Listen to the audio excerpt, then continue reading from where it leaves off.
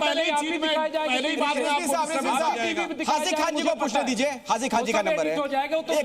रिजवी साहब उहदे आदमी बोले आते हैं, सब एडिट हो जाएगा, ये सब बोल रहे हैं। एक मिनट हाजी खान ठीक है, रिजवी साहब चुप हो जाइए। क्या तरीका है हाजी खान? जैसे अनकंफर्टेबल फैक्ट आया फिर बीच में कूदने लगे।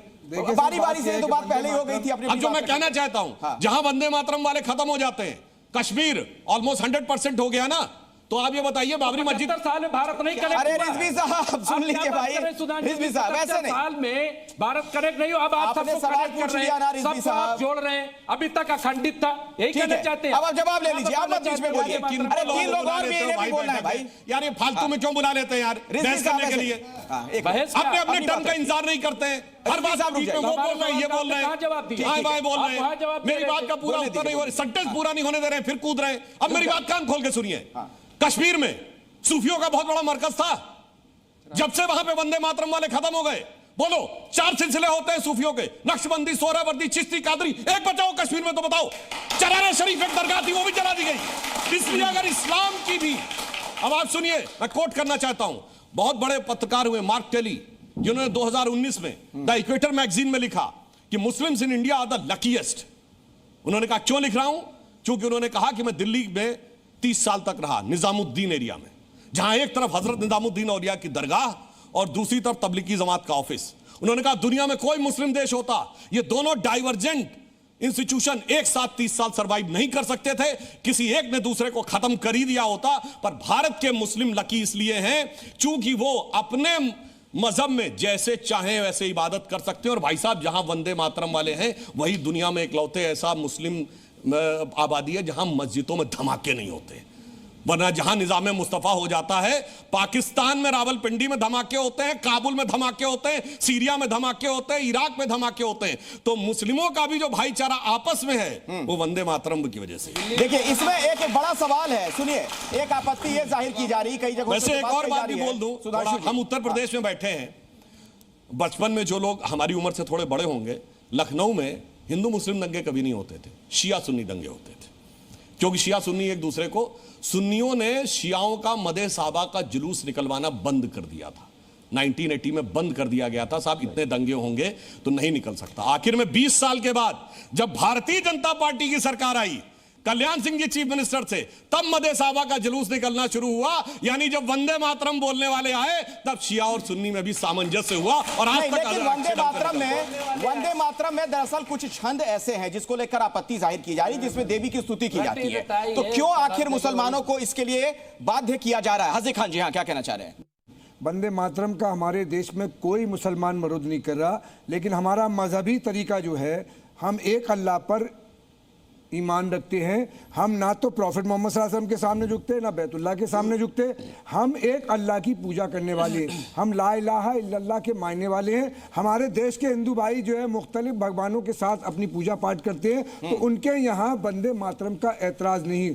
जो आनंद मठ जो एक सीरियल था उसके ब्याप पर वंदे मातरम लिखा गया, उसमें माता को ये कहा जा रहा है कि मैं तेरे को तेरी वंदना करता हूँ, तेरी पूजा करता हूँ, तेरे लिए। इस्लाम में अल्लाह के अलावा हम किसी की पूजा नहीं। वंदे मातरम 30 साल हमने पढ़ा वंदे मातरम राष्ट्रीय गान, और 1937 में जब पहली बार वंदे मातरम को जो मान्यता मिली, उसमें उसकी पहली पंक्तियों को वंदे मातरम को मिली, वाक्य राष्ट्रीय गान को मिली।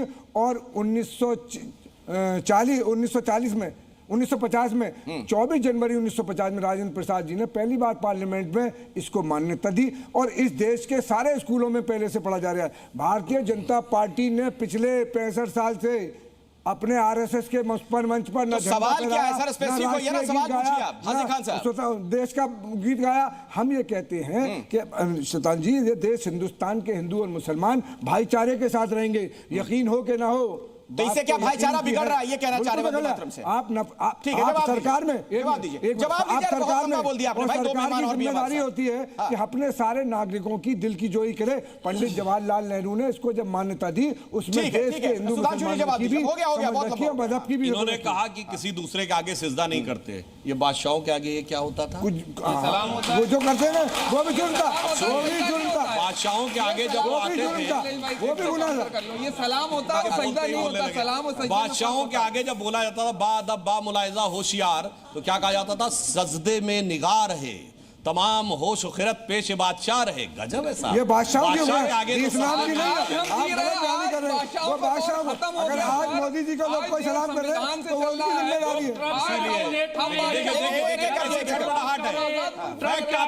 छटपटाहट है, इसीलिए साहब बादशाह के आगे सजदा हो सकता है, मगर भूमिका आपकी बात ट्रम्प सरकार, आपकी बात ट्रम्प सरकार, आपकी बात ट्रम्प सरकार। अरे सभी लोग मत बोलिए भाई, एक एक करके बोलिए ना, चलो एक एक करके, क्या होता एक एक करके।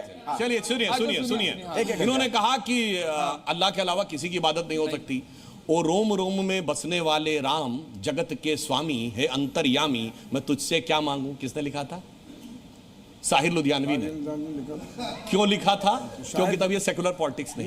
अब सुनो मेरे भाई, अब और सुनिए, अब अपने टर्न पे भाई साहब सुनिए। एक दूसरा भी है कि मन तड़पत हरि दर्शन को आज, मोरे तेरे बिन बिगड़े सगरे काज। किसने लिखा? शकील बदायूनी ने। म्यूजिक किसने दिया? नौशाद अली ने। गाया किसने? मोहम्मद रफी ने। किसी को प्रॉब्लम नहीं थी, मगर आज प्रॉब्लम होने लगी है। अब और सुनिए। धार्मिक किसी आदमी ने कहा हो, बताइए आप। ऐसे तो लोग राम भी बने, भगवान राम बने, कृष्ण बने, इस बन जाने से वाल्मीकि रामायण में कह रहे हैं राम की पुरुष महापुरुष है। ठीक है, तुलसीदास फजलुर रहमान के पास मुझे जाना है। अगला सवाल, आपसे अभी अंतर ठीक है, क्या उससे क्या फर्क पड़ता है? फजलुर रहमान साहब। हाँ डॉक्टर साहब, क्योंकि आपको शायरी बहुत पसंद है तो मैं भी एक शेर से आगाज़ करता हूँ कि आपस में मिलजुल के रहो तो जाने हम, और नफ़रत के शोलों से बचो तो जाने हम, कि बाद में बनना हिंदू मुस्लिम सिख ईसाई, पहले एक इंसान बनो तो जाने हम। अगर हिंदुस्तान को वंदे मातरम गाने से रोज़गार मिलता है तो हम गाने के लिए हम भी तैयार आपके साथ। और इसी तरीके से नफ़रतों का दौर ख़त्म होता है, मोहब्बतें आम होती हैं, तो उसके साथ भी मैं चलने के लिए तैयार हूँ आपके साथ। आप गाइए, हम गाएंगे, लेकिन आप वादा कीजिए कि हिंदुस्तान में जो नफ़रतों का दौर एक चल रहा है ये ख़त्म हो जाएगा इसके गाने से।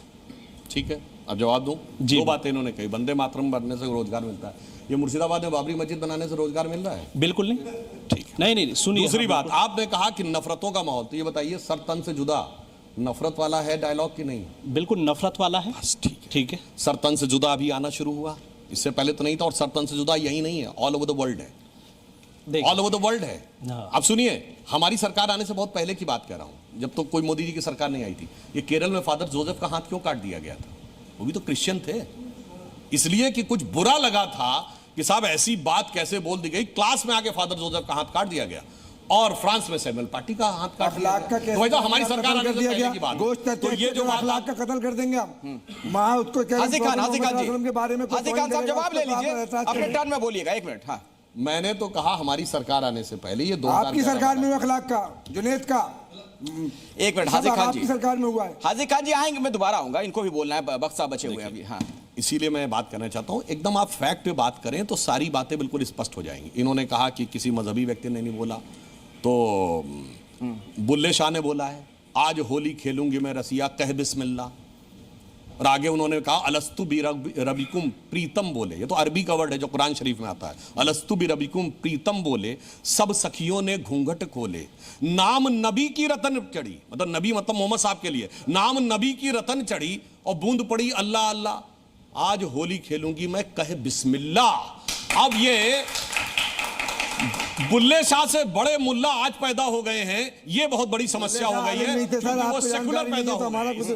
फिरोज शाह आलिम नहीं थे, ठीक है। हाजी खान साहब हो गया, फिरोज बख्श साहब आदमी थे। आपकी बात की हम तायद कर सकते। मैं ये कह रहा हूँ, अल्लामा इकबाल ने कहा है रामचंद्र जी के बारे में, इससे क्या फर्क पड़ जाएगा? लेकिन हमारी आस्था के एतबार से हम एक अल्लाह के अलावा दूसरे के सामने नहीं झुकते। आपने जो कहा तो अल्लामा इकबाल ने जो इन्होंने कहा कि है राम के वजूद पे हिंदुस्तान को नाज, अहले नजर समझती उनको इमाम हिंद, कोई फर्क नहीं पड़ता। अल्लामा इकबाल ने एक दूसरी चीज भी बोली है। वो क्या बोला है भाई? अल्लाह अकबर को नाराए तकबीर कहते हैं ना, तो अल्लामा इकबाल ने कहा है ये क्या तमाशा हुआ इस्लाम की तकदीर के साथ, कत्ल शब्बीर हुए नाराए तकबीर के साथ। मोहम्मद साहब के नवासों को नाराए तकबीर कह के काटा गया था, वो हर हर महादेव जय श्री राम कह के नहीं काटा गया था। इसलिए आप और अल्लामा इकबाल से बड़े तो मेरे ख्याल से आप आलिम फाजिल होने का दावा नहीं कर सकते होंगे। इसलिए मैं कहना चाहता हूं भाई साहब, दुनिया को समझिए, हिंदुस्तान को समझिए, और मजहबी आइडेंटिटी और कल्चरल आइडेंटिटी को दोनों को अलग रखिए। मैं एक छोटी सी बात कहना चाहता हूं, जिनको ये लोग बहुत मानते, मुगल बादशाहों में सबसे जिसका सबसे अच्छा स्टेटस माना जाता है, वो कितना अच्छा बुरा वो एक अलग बात है, अकबर का माना जाता है। ठीक, और आपको पता है आप में से कितनों ने आईने अकबरी का भी पन्ना भी पलट